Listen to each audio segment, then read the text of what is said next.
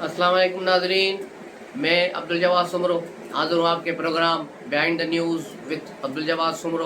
तो शुरू करते हैं आज की खबरें। जैसा कि आप जानते हैं, लंदन में बड़ी बैठकें हो रही हैं। शहबाज शरीफ और मरियम नवाज़ यहाँ से गए थे नवाज़ शरीफ को मनाने, ताकि वो अपना बयानिया बदलें। लेकिन मीटिंग में क्या तल्ख बातें हुई, और उसके बाद भी नवाज़ शरीफ ने कहा कि कुछ भी हो जाए, मैं इन 5 लोगों को नहीं छोड़ूंगा, यानी जनरल बाजवा, जनरल फैज़, खोसा, साकिब निसार और बंदयाल, और एक और जज का नाम भी आ रहा है। तो ये सारी चीज़ें, इस पर नवाज शरीफ ने कहा कि किसी कीमत पर कंप्रोमाइज़ नहीं होगा, और कोशिश करेंगे कि आर्टिकल 6 में भी तरमीम करें आगे जाके, कि जो हुकूमत गिराने की साजिशें करते हैं या की गई हैं उनको भी गद्दारी के मुकदमे में लपेटा जाए। तो ये एक बहुत बड़ा एक डिसीजन है, एक बहुत बड़ा फैसला है, जिससे मुस्लिम लीग नून की चोलें हिल गई हैं। शहबाज शरीफ और उसके जो कैंप के लोग हैं, वो ये चाह रहे थे कि नवाज शरीफ ये बयानिया न बनाए, लेकिन ये बयानिया उन्होंने बना लिया है, क्योंकि मुस्लिम लीग नून के पास और कोई बयानिया है भी नहीं। वो कि क्या बताएंगे कि 16 माह में इसहाक डार ने क्या जो है यहाँ गंद मचाया है, किस तरह महंगाई को इतना ऊपर ले गए, उसका क्या जवाब देंगे। तो उससे बेहतर है कि ये इल्ज़ामात और इस किस्म की चीज़ें चलाई जाए, जनरलों पर कीचड़ उछाली जाए। वैसे भी इस्टेब्लिशमेंट के खिलाफ जो प्रोपेगेंडा होता है, उसके अगेंस्ट जो तहरीक होती है वही कामयाब होती है। ये तो 68 से हम देख रहे हैं। ताज़ा इमरान खान को देख लें कि उसका बयानिया रातों रात बिक गया, और वही बयानिया आप पीएमएल नून इस्तेमाल करना चाह रही है। पीएमएल नून भी चाह रही है कि उसे भी इसका बयानिए का कुछ हिस्सा मिले, ताकि लोगों में उसे पजीराई मिले। नवाज शरीफ का प्रोग्राम 21 अक्टूबर को वापसी का कंफर्म है, उसको कंफर्म कर दिया गया है। उससे पहले मरियम नवाज वापस आ रही हैं, जो लाहौर में तकरीबन 7-8 जलसे करेंगी हमजा शहबाज के साथ मिलकर। अब देखना ये होगा कि वो जलसे होंगे या कार्नर मीटिंग्स होंगी, क्योंकि अभी तक मुस्लिम लीग का वो मोमेंटम नज़र नहीं आ रहा जो लाहौर में नज़र आना चाहिए, कि रोज़ाना रात को कोई मशल बरदार रैलियाँ हो, कोई जलसे जुलूस हो, कोई मोटरसाइकिल रैली हो। इस किस्म का कोई भी एजेंडा नज़र नहीं आ रहा, न कहीं ख़वातीन की रैलियाँ, न ख़वातीन के जुलूस, कोई कार्नर मीटिंग्स होती हैं, वो कुछ भी नहीं। तो ये सारी सूरत हाल है मुस्लिम लीग नून की। और इस्टेब्लिशमेंट ने जो वाज़ेह पैगाम दिया था, उसके बाद इस्टेब्लिशमेंट ने पहले प्रोग्राम, इनका जो ए और बी प्लान था, उसमें दोनों में यही था कि शहबाज शरीफ और नवाज शरीफ। लेकिन अब इस्टेब्लिशमेंट में थोड़ी तब्दीली आ गई है। वहाँ भी एक सोच ने जन्म लिया है कि यार ये अगर इस तरह करेंगे तो काम कैसे चलेगा, इसलिए फिर आसिफ अली जरदारी को कंसीडर किया जाएगा। यही फ़र्क है। उसके बाद आसिफ जरदारी एक्टिव हो गए और अपनी जो पीडीएम गवर्नमेंट में जो इत्तेहादी थे, उनके साथ उन्होंने मेल मिलाप शुरू कर दिए हैं और राब्ते शुरू कर दिए हैं। आवामी नेशनल पार्टी तो पहले ही पीपल्स पार्टी के साथ इत्तेहादी है, लेकिन लाहौर में आसिफ जरदारी चौधरी शुजात हुसैन के साथ भी मिले, और क्यू लीग के साथ सीट एडजस्टमेंट और दीगर मामलात और आइंदा की इलेक्शन के बाद की हिकमत अमली पर भी गौर किया गया है। इस्टेब्लिशमेंट भी चाहती है कि पीपल्स पार्टी भले आगे आए, और अगर एन वक्त पर अगर नवाज शरीफ को ड्राप करना पड़ गया तो फिर पीपल्स पार्टी का चांस निकल आएगा। लेकिन फ़िलहाल ये नहीं कहा जा सकता कि कोई पीपल्स पार्टी को 100% श्योर है कि उसे इक़्तिदार दिया जाएगा। तो इंतखाबात जैसे जनवरी के आखिरी हफ्ते में होंगे, उसके बाद जो सीटों की पोजीशन बचेगी, जो सूरत हाल बनेगी, उस पर जाकर फिर नई सियासी गेम डलेगी, और फिर देखा जाएगा कि नवाज शरीफ तो फ़िलहाल ज़ाहिर इलेक्शन नहीं लड़ पाएंगे, लेकिन शहबाज शरीफ ही वज़ीर आज़म बनेंगे, तो वो बनते हैं, या फिर पीपल्स पार्टी वाले में कोई आता है। उस दूसरी तरफ जो पीएमएल नून और पीपल्स पार्टी के दरमियान सर्द जंग शुरू हो चुकी थी, एक दूसरे के खिलाफ गोलाबारी शुरू थी, उसको भी रोकने की कोशिश की गई, और शहबाज शरीफ और उसके जो लाबी है, फर्म है, उस सब ने इसकी मदद की और कहा कि ये नहीं होना चाहिए, क्योंकि आगे भी हमने जो है इत्तेहादी हुकूमत ही बनानी है। अगर पीपल्स पार्टी के साथ ये सूरत अभी रहेगी तो फिर आइंदा हमारे लिए मुश्किलात होंगी। तो ये है सूरत हाल वो जो लंदन से हुई है, जिसके बाद सियासी मंजरनामा थोड़ा तब्दील होता हुआ नज़र आ रहा है, लेकिन अभी इतना तब्दील नहीं हुआ कि कहा जाए कि पीपल्स पार्टी को शोर मिल गई है या उसके इत्तेहादियों को اس میں ابھی ٹائم لگے گا۔ اور مولانا فضل الرحمان کی پارٹی نے بھی آج کھل کر کہا ہے کہ اگر ایک الیکشن جنوری سے آگے لینے کی کوشش کی گئی تو پھر ہم مزاحمت کریں گے۔ تو جے آئی ایف بھی چاہتی ہے کہ جنوری میں الیکشن ہو اور تمام جماعتیں اس پر متفق ہیں، لیکن پی ٹی آئی کو اب جو ہے پریشانی لاحق ہو گئی ہے۔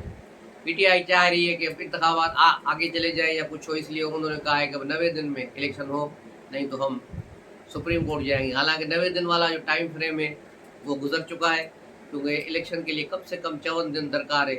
اگر آج سے بھی ہم 54 دن کا حساب لگائے تو بھی وہ 90 دن کو کراس کر جائیں گے۔ تو یوں یہ 90 دن والی کہانی تو ختم ہو گئی، ابھی یہ کہانی 120 دنوں سے بھی آگے جا رہی ہے، یعنی جنوری تک جائے گی۔ جیسے ہی نومبر میں مردم شماری اور اس کے مقابلے میں جو نئی حلقہ بندیاں ہو رہی ہیں وہ جب ختم ہو جائیں گی تو اس پر نومبر میں جا کے انتخابی شیڈول کا اناؤنسمنٹ ہوگی، نومبر کے اینڈ میں یا دسمبر کے مڈ میں۔ تو یہ ساری صورتحال ہوگی، اس کے بعد الیکشن جا کے جنوری میں ہوں گے۔ تقریباً 54 دن انتخابی شیڈول کے ملیں گے اور یہ انتخابات طے ہو جائیں گے۔ اس کے علاوہ کاکڑ صاحب جو گئے تھے امریکہ گھومتے پھرتے، پیرس میں کھانے کھاتے، وہاں گئے اور وہاں سے پھر واپسی پر اب لندن میں انہوں نے ڈیرا ڈال دیا ہے۔ اب یہ سمجھ نہیں آ رہی کہ لندن میں کیوں رکے ہیں، کہ وہ نواز شریف کی حاضری بھریں گے یا کوئی اور کام ہے انہیں لندن میں، کوئی بال بنوانے یا کیا کرنا ہے کہ وہاں رکے، وہ پاکستان نہیں آئے۔ اور وزیر خارجہ ہمارے جو گئے ہیں جلیل عباس امریکہ میں، وہاں اس نے ایک میڈیا کو انٹرویو دیتے ہوئے ٹی وی کو ایک بونگی ماری ہے کہ پاکستان اسرائیل کو تسلیم کرنے کے سوال پر انہوں نے کہا کہ ہاں پاکستان اور فلسطین کے مفاد کو دیکھ کر پھر جو فیصلہ کریں گے۔ حالانکہ یہ دو ٹوک فیصلہ پاکستان کا ہے کہ اسرائیل کو تسلیم نہیں کریں گے جب تک اسرائیل فلسطین کو اس کے حقوق نہیں دیتا، اس کی زمین خالی نہیں کرتا اقوام متحدہ کے چارٹر کے مطابق۔ یہ ایک طے شدہ پاکستان کا موقف ہے، لیکن وزیر خارجہ جو خود سیکرٹری خارجہ بھی کئی سال رہے ہیں اس بات کو شاید بھول گئے، عمر کا تقاضا بھی ہے، اور اب یہ اسرائیل کے جیسے فیور میں اس نے بیان دے دیا ہو۔ اور اس نے ایک اور کوئی وزیر اعظم نے بھی بونگی ماری تھی وہاں تقریر کرتے ہوئے کہ پاکستان جو ہے چائنا کا اسرائیل ہے، یعنی اپنے آپ کو اسرائیل سے تشبیہ دی تھی۔ تو اس قسم کے لوگوں کو یہ بار بھیجتے کیوں ہیں جو الٹے سیدھے بیانات دے کر پاکستان کی بدنامی کا باعث بنتے ہیں۔ دوسری طرف ملک ریاض کے خلاف کیس داخل ہو گئے پشاور میں فراڈ کے زمینوں کے، کیونکہ پشاور میں بھی بحریہ ٹاؤن شروع کر دیا گیا ہے، جہاں پر نہ بحریہ ٹاؤن نے کوئی زمین لی ہے نہ کچھ، ایک بورڈ لگا کر لوگوں سے اربوں روپے بٹور لیے گئے۔ 70,000 روپیہ خالی فارم کا ہے، ایک خالی فارم جو بحریہ ٹاؤن کا فارم تھا اس کی قیمت بحریہ ٹاؤن نے 70,000 رکھی تھی، جو مارکیٹ میں پھر اس کے بروکرز اور ایجنٹ نے 1.5 لاکھ روپے تک فروخت کیے، جس سے اربوں روپے انہوں نے کمائے۔ اب انہی اربوں روپے سے یہ یہاں زمین خریدیں گے اور پھر اس کو ڈیولپ کر کے یہ یہاں بحریہ ٹاؤن بنائیں گے۔ تو یہ ہے ایک باریک واردات جو ملک ریاض نے کی، اور ملک ریاض کو اسی کیس میں گھیرا گیا ہے۔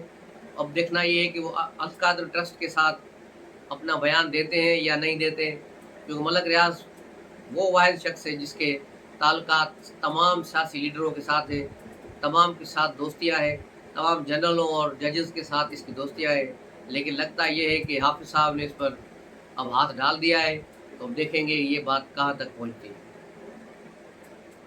اس کے علاوہ عمران خان کی پریشانیوں میں کمی نہیں ہو رہی، ان میں اضافہ ہی ہو رہا ہے۔ ان پر اب جو یہ نکاح پہ نکاح کا کیس ہے اس پر بھی فرد جرم عائد ہونے جا رہی ہے۔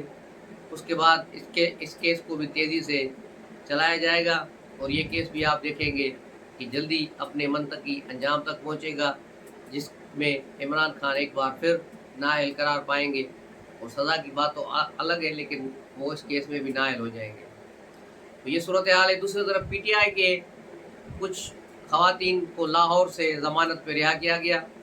یہ خواتین کی رہائی، لیکن انہیں جیل سے رہا نہیں کیا گیا، کیونکہ جمعے والے دن دیر سے ان کی مشکلیں بنے، ساری چیزیں ہوئی، تب تک جیل کا ٹائم ختم ہو گیا، اور یوں یہ خواتین اب جیل میں۔ اب منڈے کو دیکھیں گے، پیر کے دن یعنی کل پرسوں دیکھا جائے گا کہ یہ جیل سے باہر آتی ہے یا نہیں آتی، یا ان پر کسی اور مقدمے میں رکھا جاتا ہے۔ وہاں ایک اور کمانڈر کی بیوی सबका कोर कमांडर गुजरांवाला की बीवी भी इस केस में है, जिन्हें ज़मानत पर रिहा किया गया था लेकिन उनकी रिहाई नहीं हुई, वो दोबारा जेल में हैं।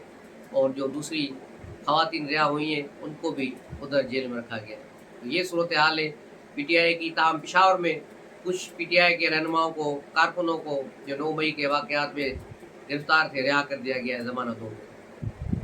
इससे लग रहा है कि शायद इंतज़ामिया कुछ सख्ती में कमी ला रही है, लेकिन ऐसा हरगिज़ नहीं है। ये केसेस जो है लाहौर हाई कोर्ट के चीफ जस्टिस ने जजेस के तबादले कर दिए जो एटीसी कोर्ट में थे, या मतलब उसकी वजह से ये तो नए जजेस आए हैं जिन्होंने ये कार्रवाइयाँ डाली हैं। इसीलिए दूसरी तरफ chief justice Lahore high court के दामाद अफजल शाही की गिरफ्तारी के लिए भी दोबारा आर्डर्स निकाल लिए गए हैं और नाकाबिल ज़मानत वारंट गिरफ्तारी उसके जारी हो चुके हैं। अब देखना ये है कि वो किस वक्त गिरफ्तार होते हैं। दूसरे एक और पीटीआई के रहनुमा को भी गिरफ्तार किया गया है जो 9 मई के वाक़यात के बाद मुसलसल रुपोश थे, लेकिन वो अब जाके पकड़ में आए। रात उन्हें गिरफ्तार किया गया, जिस पर सोशल मीडिया पर पीटीआई वालों ने काफ़ी धमाल डाली हुई है। उसके अलावा एक खबर जो चल रही है सोशल मीडिया पर, और कल से इमरान खान की माफ़ीनामा जो ट्विटर पर वहाँ चला है, जिसमें इमरान खान ने 9 मई के वाक़यात की मज़म्मत की है और उस पर कौम से माफ़ी मांगी है। ये क्या सिलसिला है, ये असली है या नकली, ये लेटर आप स्क्रीन पर देख रहे हैं, जिस पर इमरान खान के दस्तखत मौजूद है। ये इसके किसी वकील ने अपलोड कर दिया है ट्विटर पर, जिससे अंदाज़ा लगाएं कि ये अब इमरान खान अपनी माफ़ी तलाफ़ी पर आ गए हैं। लेकिन बात मैंने पहले भी आपको बताई थी कि जब तक ये वीडियो बयान रिकॉर्ड नहीं करा था, उसमें कौम से माफ़ी नहीं मांगता, तब तक इसकी जान नहीं छूटनी। बाकी सारी चीज़ें अपनी जगह पर चल रही हैं। अमेरिका और दूसरे उसके हलीफ जो है इमरान खान को बचाने वाले अपने तौर पर मुतहरक हैं, लेकिन फ़ाइनल राउंड वही होगा जो मैंने आपको बताया। और नवाज़ शरीफ साहब के लिए भी सऊदी अरब मुतहरक है कि वो पाकिस्तान आए और उन पर अब किसी किस्म की कोई पाबंदी नहीं होनी चाहिए। इसलिए सऊदी आर्मी चीफ जो है पाकिस्तान आए थे 2 रोज़ पहले। उन्होंने army chief general Asim Munir के साथ एक तवील बैठक की है, उसके बाद वापस रवाना हो गए। लेकिन उसमें क्या बातें हुई, क्या हुई, उसमें ज़्यादातर जो है पाकिस्तान में जो सऊदी अरब की नई सरमायाकारी हो रही है उस पर भी बातचीत हुई। उसके अलावा नवाज़ शरीफ का मौजू सबसे अहम था और इसको ज़्यादा डिस्कस किया गया है, जिसमें कई सऊदी अरब ने नवाज़ शरीफ के लिए गारंटियाँ दी है।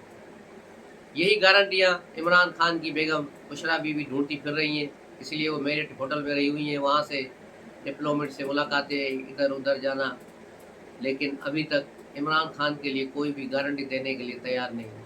जिस दिन इनको गारंटी मिली उसी दिन इमरान खान बाहर निकल जाएंगे। देखें अब गेम कहाँ तक जाती है। मिलते हैं अगले ब्लॉग में, तब तक के लिए इजाज़त। अस्सलाम वालेकुम।